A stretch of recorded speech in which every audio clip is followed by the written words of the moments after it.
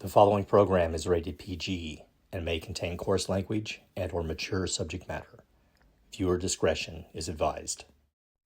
In the rugged wilds of British Columbia, where the air is thin and the sarcasm is thick, roam the Canadian mountain men, rugged, slightly dehydrated legends in their own minds.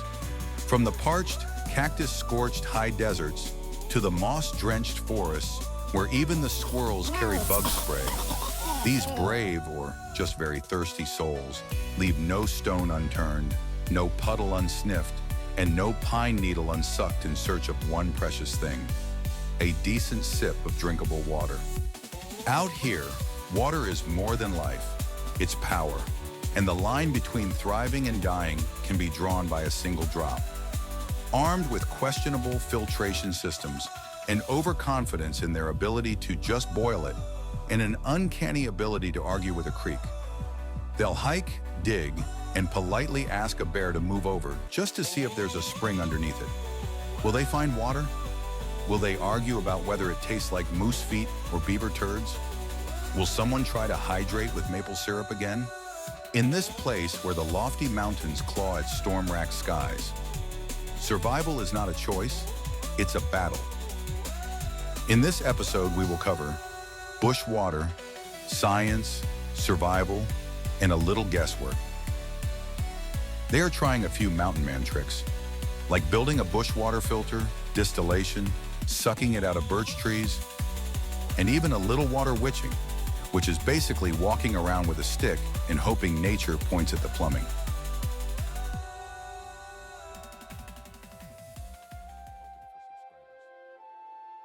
Water is not just something we consume. It is the foundation of life, climate stability, ecosystems, and civilization itself. Without water, in its many roles, Earth would be an inert, lifeless planet, rather than a living, evolving world. Out here, water isn't just something you drink, it's something that quietly watches your decisions and waits for you to make a bad one. For Canadian mountain men, water tells you where to walk, where not to walk, and where you thought you could walk until you're suddenly standing mid-swamp questioning your life choices. Swamps don't care about your schedule. Creeks don't care about your boots. And rain has an impressive talent for arriving 5 minutes before camp is set. Water helps you cook, clean, and occasionally reminds you that firewood is only dry in theory. Too little of it and you're miserable. Too much of it and you're still miserable. Just wetter and colder, with more options. Water moves through the land like a slow, patient bloodstream. It carries nutrients, feeds forests, fills rivers, and quietly keeps everything breathing. Without it, the mountains would just sit there looking impressive and doing absolutely nothing. Rain wakes the soil up. Snow stores it for later. Glaciers grind the land down inch by inch, proving that patience beats strength every time.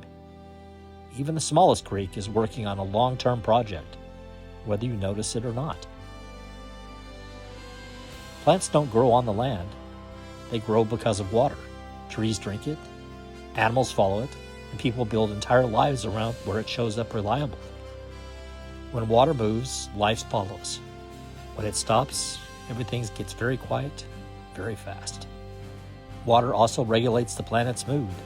It cools the heat, softens the cold, and keeps things from swinging completely out of control.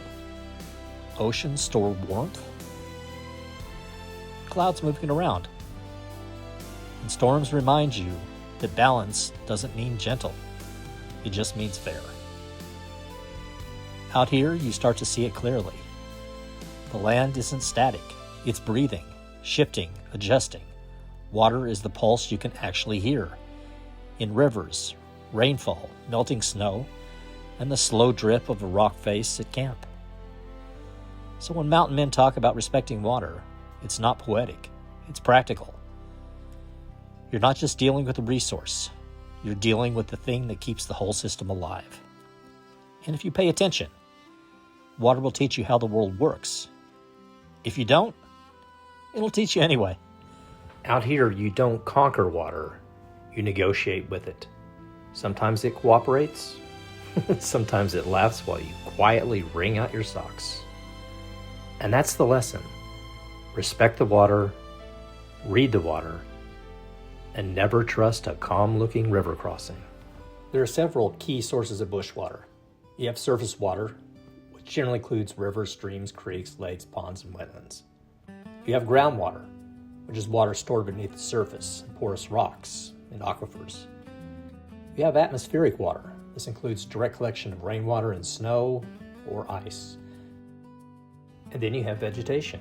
Certain plants, vines, and trees can provide potable water, and moisture can be extracted from plants via transpiration. Out here in the Canadian bush, a mountain man learns pretty quick that water is like good friends and decent whiskey. You want it clean, reliable, and preferably not full of wiggly things. Now, sure, you could drink straight from a river, but that's how you end up hosting a parasite convention in your intestine. And nobody wants to remember as the guy who lost a fight with a microorganism. So today, we're building the classic bush water filter system. The same basic design that mountain men have been using for centuries when they first looked at a muddy puddle and said, yeah, we can make that work. First thing you need is a container. Could be a bottle, could be a can, could be something you found rolling around in the back of your truck. Poke a small hole in the bottom, nothing fancy. Just make sure it comes out slower than a line at the DMV. Most of the material for the water filter can be sourced just locally here near the river. The gravel, the sand, all of that's right in this area. And then behind me, the pre-filter, which is going to be some grass I can get right here. So everything you need is right near the source. So if you just have the container to do the filtration, you can use that. As I mentioned, I'm just using a plastic liter or 2-liter water jug for mine. That's just because of what I have, and it's got a handle on it that I can hang it up and drip out of the bottom. But like I said, you can source everything real local, just right here at the river. Everything you need. Now comes the layers. Start with cloth or moss in the bottom. That's your fine filter. Think of it like the bouncer at a bar, stopping the tiny riffraff from getting through. Sand catches the smaller grit and particles. Also gives you that reassuring feeling that you're making a science project even though you failed grade 9 chemistry. Start scooping it in. It's really, really good source, nice and fine. Above that goes charcoal from your campfire. Now, charcoal's the real hero here. It absorbs impurities, weird taste, and whatever mysterious flavor the beaver upstream may have contributed. And top it off with small gravel and pebbles. Those handle the big chunks, sticks, bugs, leaves, and the occasional adventurous mosquito. So this would be a good thing for the water purifier to put in there. So just collect that. Probably wouldn't hurt to wash it off first, just to get some of the initial debris out of it. But then, like I said, then when you layer it into your water purifier, it'll already have some of this material out of the way. And then I'm going to get a little bit more coarser rock there again that goes up higher. Stuff I got yesterday was a lot finer. This is a different river I'm at. So these rocks will be good for taking out some of the bigger debris at the top.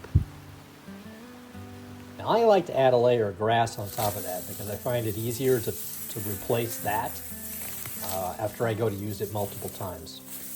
I think this first level of the pre-filter. I'll double check my order or my list, but yeah, this stuff here will catch that big stuff. Once it's all layered up, pour in your questionable river water in the top and let gravity do its thing. Gravity's been working reliably since the beginning of time, and best of all, doesn't require batteries. Out of the bottom, if you've done everything right, comes water that's a whole lot clearer than what went in. So this is the water that's getting poured into the filter. This much gunk in it and stuff, and wait and see what happens.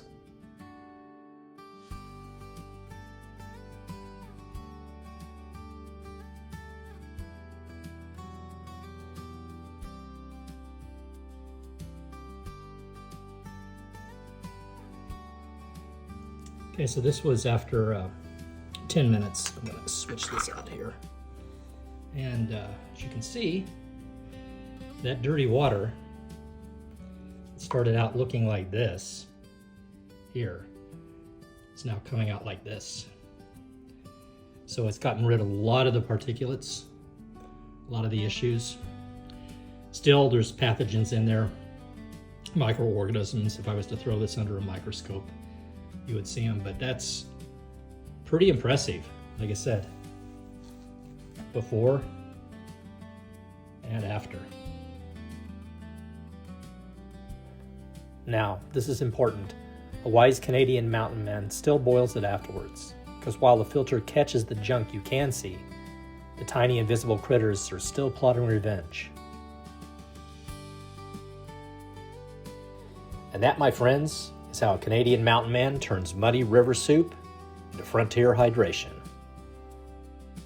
It's one thing to have water. It's another thing to be able to get it purified into your camp and into your mouth, into your system, and out of your system, which we won't talk about out of your system. So you need to find some way to transport it. I was able to find a gourd, a dried gourd over on Facebook for free, Marketplace, and so I got one that looks like this. Basically, it had already been hollowed out. I had to do additional cleaning to get it cleaner inside. You want it pretty clean in there, because what you're going to do is, in order to waterproof this, you're going to use some beeswax to seal it here. So this is some beeswax that I picked up locally from a local beekeeper, and basically we'll melt this and then use it to coat the inside of this so it gets a good waterproof seal. You do want to use something natural because it is going to contain water, so you don't want anything that's made from petroleum wax, like paraffin or something like that. Yeah, this here is just going to get me a way to transport it from the creek to where I'm going to process it. And yeah, you can use a bucket, but I also wanted to show you that you can use natural stuff. This has been used for centuries, gourds. Generally speaking, what you do with the other gourds, you let them dry. You will cut a hole in them usually, fill them with gravel and rock, and just shake it to death. Kind of a shake weight, just kind of shake it like this. And eventually it'll be hollowed out. And a cheap way to do it, I just picked up this, these are leather laces that I just kind of put it around into a position that I could use it to carry. Now, the person I picked it up from had already taken the top off, and they did that while it was still wet, so I don't have a good way to seal it. That's why this is just going to be used as a carrying case like this. But normally, like I said, you would wait till it's dry, cut a hole in it, a certain diameter, and make a plug that you can then put in there. And that plug will allow you to transport water for long distances without it sloshing out. Rivers are a source of water for many communities and cities. Of course, quality filtration is needed for this to provide safe, drinkable water. Even with water this full of debris, if you filter it correctly, you can drink it. There's other factors coming into it, of course. Has a dog been swimming in it? I don't know. But even here, you just set up a rough filtration system a few feet from the water. This is probably too close. This is just more for demo, but you got an idea. You dig a hole here, and there is filtration that comes through. This should actually be a lot wider than this. This is too narrow, of course. Move it more inland and stuff. A Canadian mountain man knows many scientific ways to find water. Follow a creek, watch the birds, dig in a low spot. But sometimes he chooses the most advanced method available, wandering around the forest, waving a suspicious-looking stick. It's called water witching, or dowsing. You grab a forked branch, hold it out like you're trying to detect Wi-Fi from Mother Nature, and start marching around the bush like a man who's either searching for groundwater or lost a bet. Now the theory is the stick will magically dip when you're over water. Scientists remain politely skeptical, but a mountain man knows if you wander long enough holding a stick, one of three things will happen. 1, the stick moves. 2, you find water. 3, your buddy laughs so hard he spills his canteen. Either way, the system works. And if the stick doesn't move, no problem. The mountain man simply declares, water's about 10 feet down right here. Then he wisely walks 50 feet downhill, where there's a perfectly good creek. So another form of finding water is what they call water witching, divining. There's a few other names for it. What you need to find is a good branch, and usually along the river there's some like willows or some stuff that you can utilize. If you want something kind of like this, I think I'm going to use this one. It has a little bit of a V shape to it and is flexible, but you should be able to use it. So you want to trim it off probably about here, and then I'll trim it back to whatever I need here to work with. So this will be good for water witching, divining, and dowsing. I'm going to go ahead and take this piece here. Normally I would use my bush knife to cut it, but the one I have with me today is the little mini bush knife, and mini bush knife will not have enough time to do this video because it'll take too long to hack through it. So I just have a pair of loppers or pruners here. So I'm going to come up here, cut a piece off this.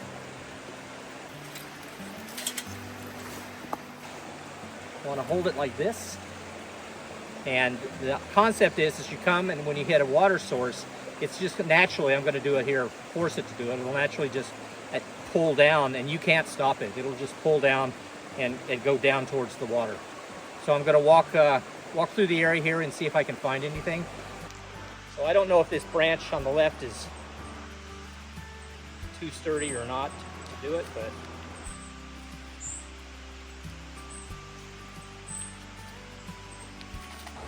so the other one I cut, the one stem was just too rigid. It did not have enough flex to it, so this is a smaller one here, which should work out.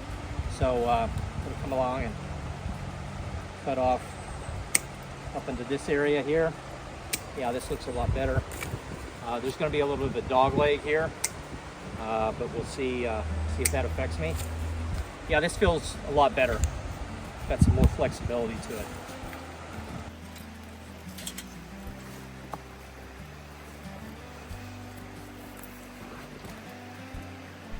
Okay, it's wanting to pull down a little bit here.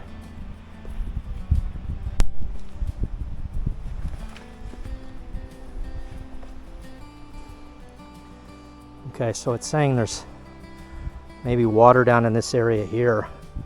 We're far enough from the river that it could happen. I'm going to try to come in from another position to see if it gives me the same repeat in that area. That's what you want to do.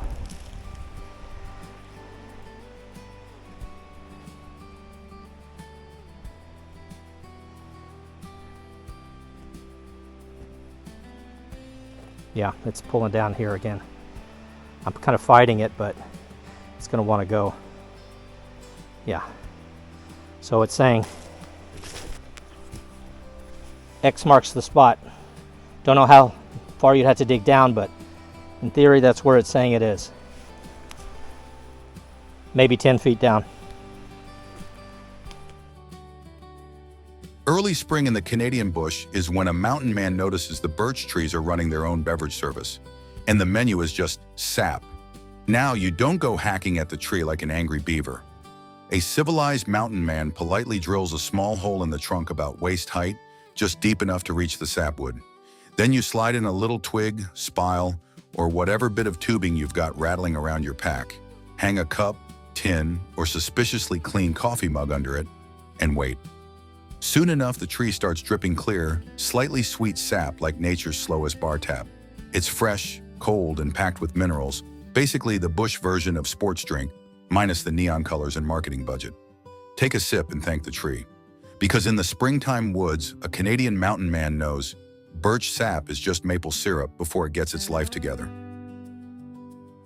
So one of the activities that are pretty easy, if you find yourself in a spot that happens to be blessed with some birch trees, a good family-friendly activity is to go out and harvesting birch water. Birch water in the indigenous culture is well loved for its intrinsic health values. There's lots of vitamins and minerals in it.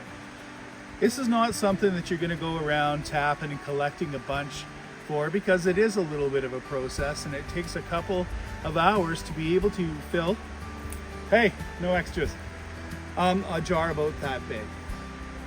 But and you're not going to be making a pile of maple syrup out of it either. It's really quite thin, but you don't need a whole lot. I was out yesterday with Jeremy from Fireworks and we did collect some, and he has a little bit of a more of a bushcraft rig that you can set up. And I'm out here with Canadian Mountain Men today, and we've got a little bit more of a setup that's inexpensive, but something that can be sat in place, and you can go away and set up camp or go for a paddle or do whatever you're doing with the kids while this is harvesting. Fun activity, healthy, and it kind of is not something you're going to be doing all the time, because again, this is in the spring and this only happens within a certain window, but it's something if you're out with the kids just to get your feet wet for the oncoming season. This is a fantastic activity. Let's show you some footage of it right here. These are probably a little too big this early in the year to be flowing, so I'm going to go with a smaller diameter. I'm going to keep looking over to the river and see if there's some there in the sun that maybe have a little bit more flow going on. But this is something to think about in the next couple of weeks. It would be good to investigate and see how these bigger ones are flowing.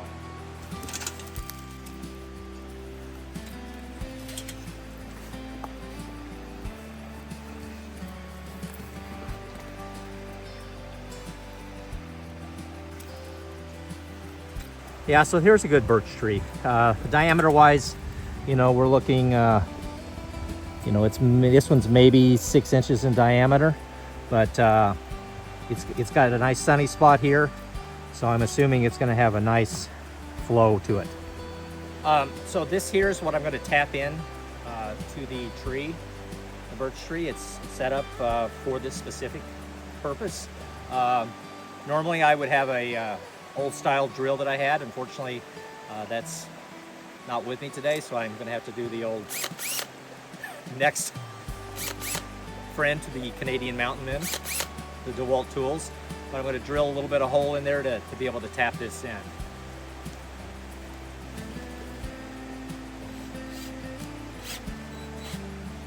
So already you can see this guy's ready to give up some sap. It's actually coming down. So I'm just going to put the tap in here. You don't want to tap it in too far, but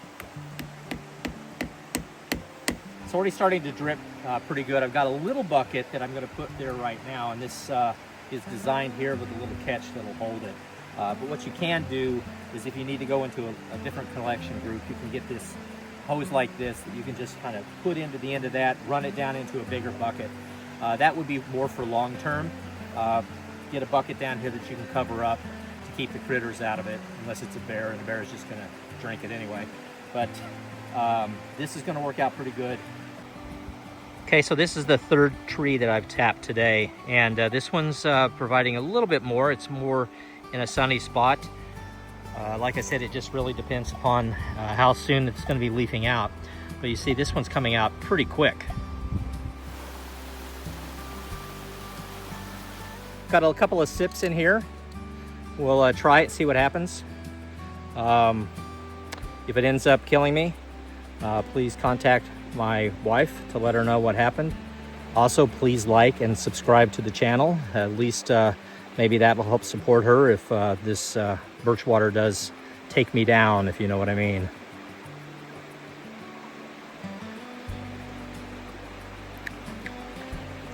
It's pretty nice.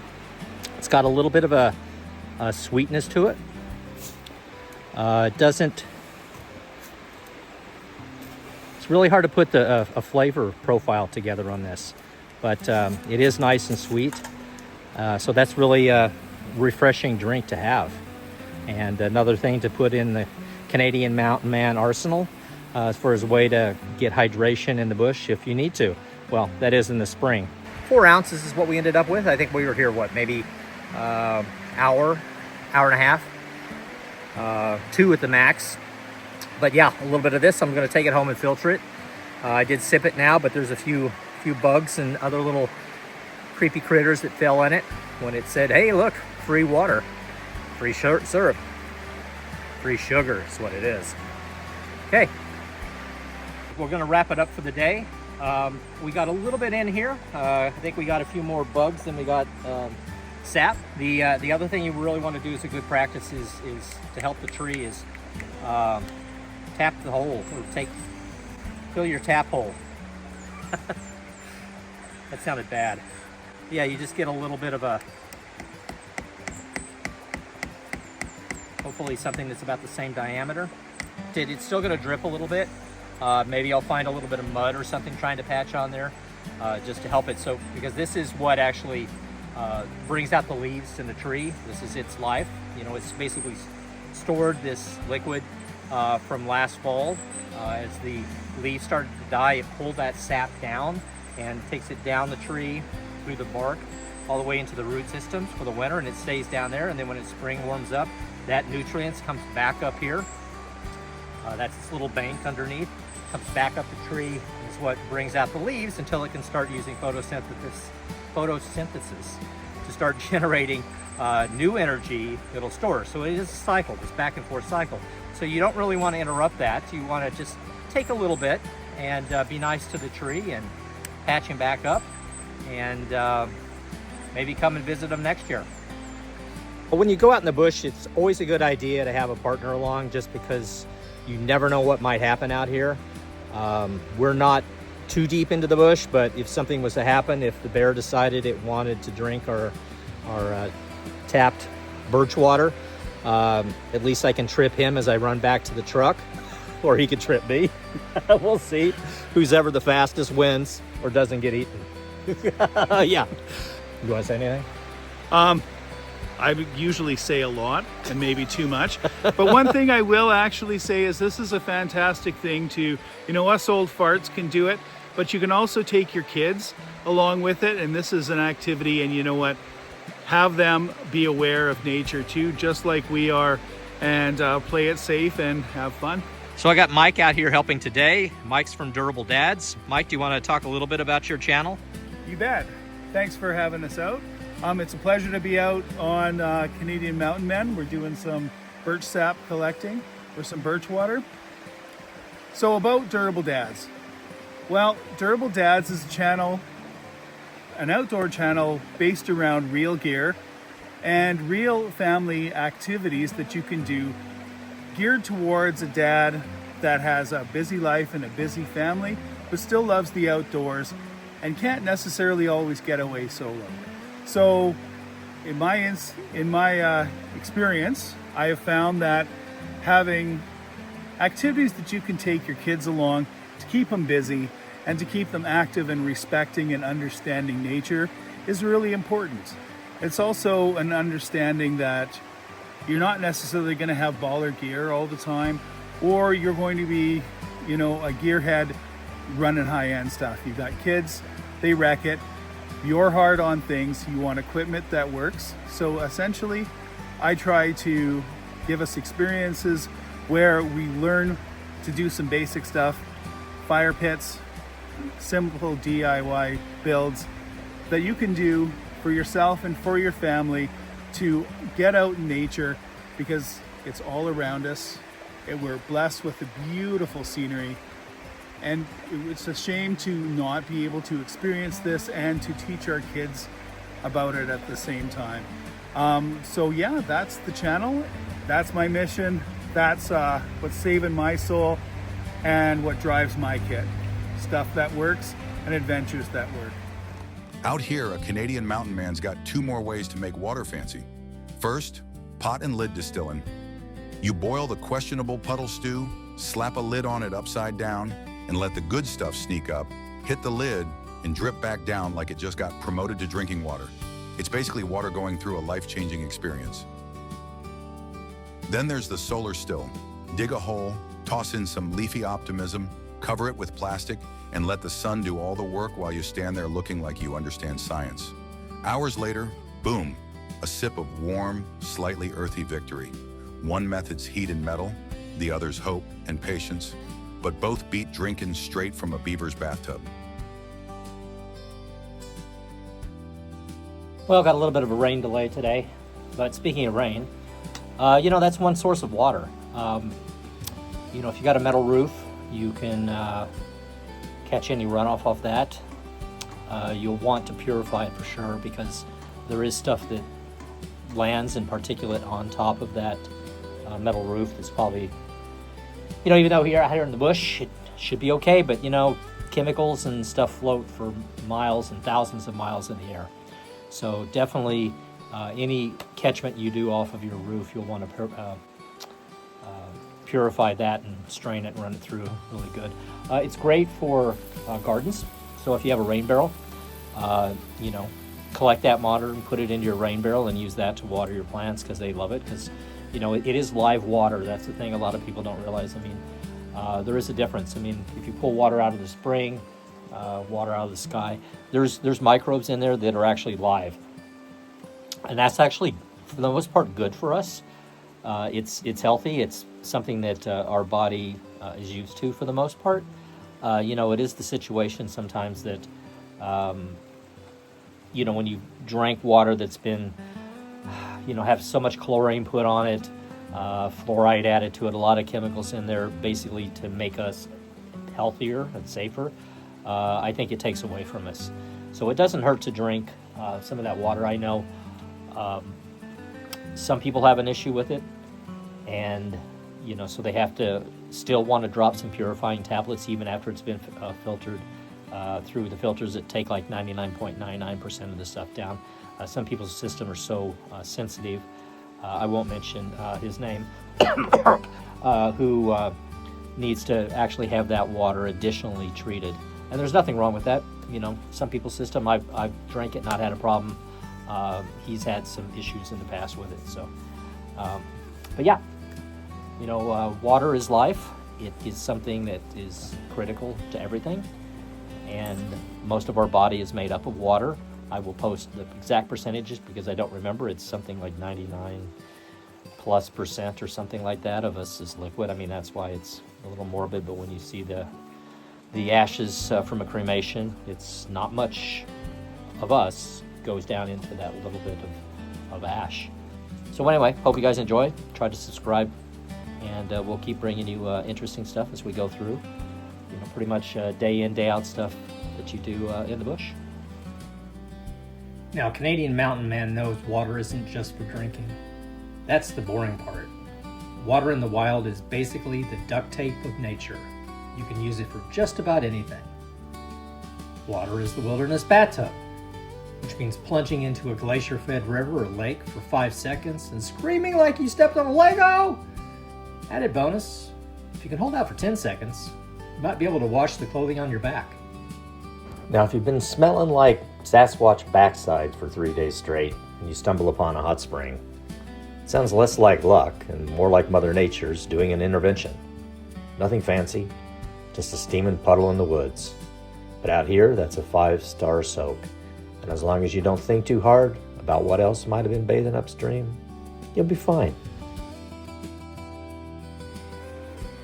Water also works as the wilderness GPS. A true mountain man simply follows the river. Eventually it leads to something important. A bridge, a town, or at the very least, someone who can explain why you've been lost since last Tuesday. We're here! Shit. Oh well, keep walking.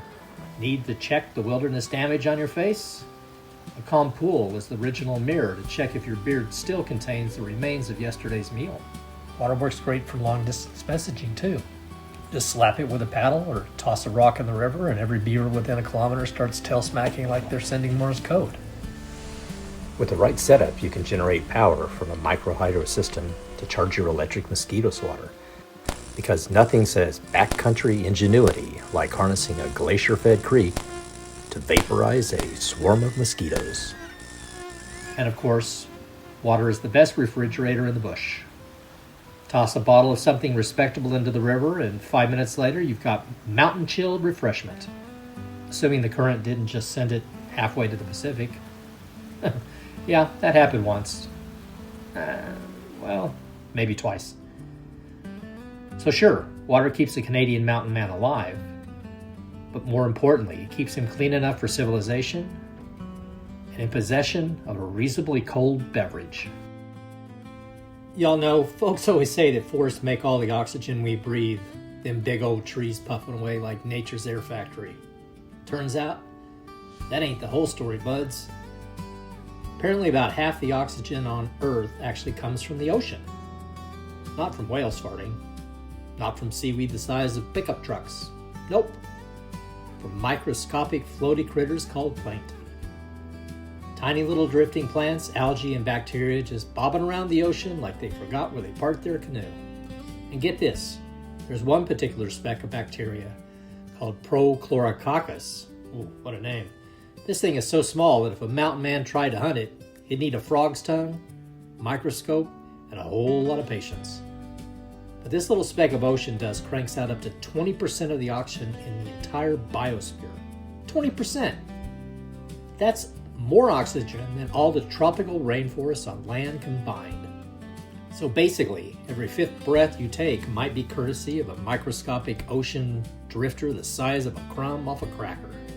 Of course, the ocean ain't exactly hoarding the stuff. Fish breathe it, crabs breathe it, weird glow-in-the-dark jelly things breathe it. So the ocean's making oxygen and using oxygen all at the same time. Well, luckily for us land, walk, and mountain men, the atmosphere has been stockpiling oxygen for hundreds of millions of years, like a giant planetary air pantry.